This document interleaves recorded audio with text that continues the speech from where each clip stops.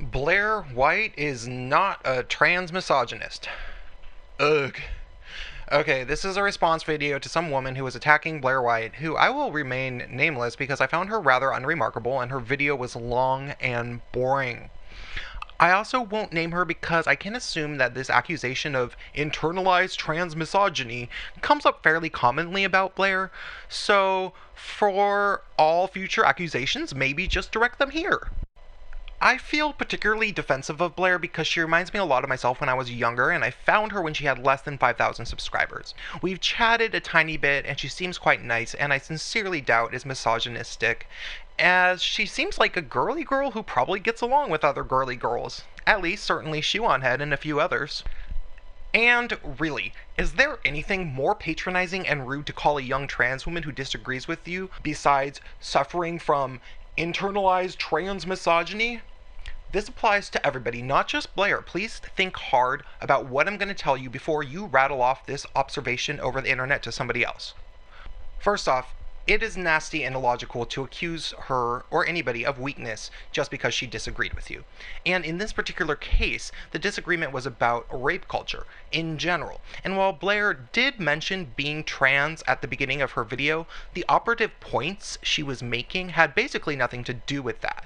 So, by calling her transmisogynistic, you aren't just being demeaning and illogical, but some people might even say that you are being transphobic in a sense, or at least certainly violating one of the first codes of etiquette within the trans community, which is that you aren't supposed to out people as being trans unless there is a good reason to.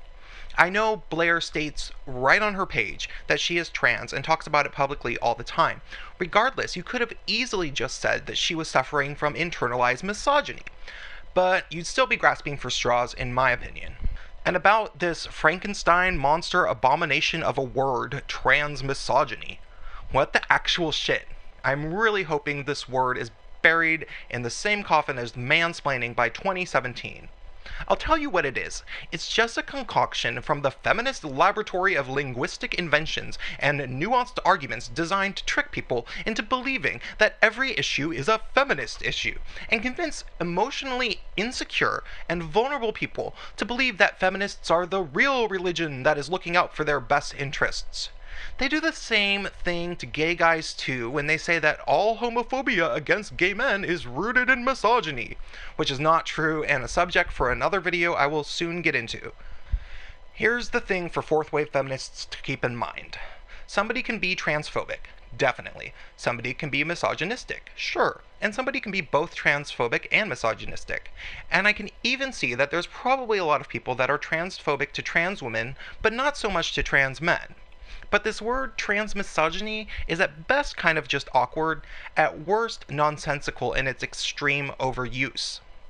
I know hundreds of fourth wave feminist SJW types, and they insert it into practically every conversation they have on gender. But have I ever heard anybody mention transmisandry? Maybe Theron Meyer once or twice?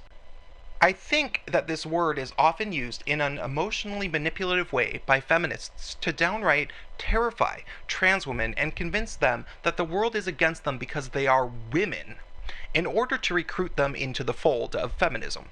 Once they brainwash a poor trans woman into believing this, somebody who is likely finding an entirely new friend group after transitioning, they can insert the word transmisogyny into conversations and blog articles all the time, basically just reminding, or even, dare I say it, triggering her into a state of constant paranoia.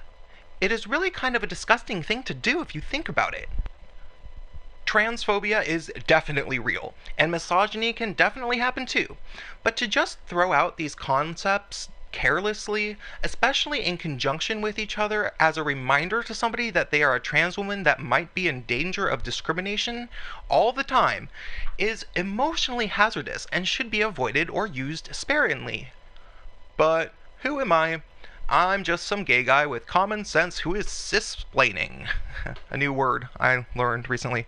Hope you like my video and subscribe. Thanks.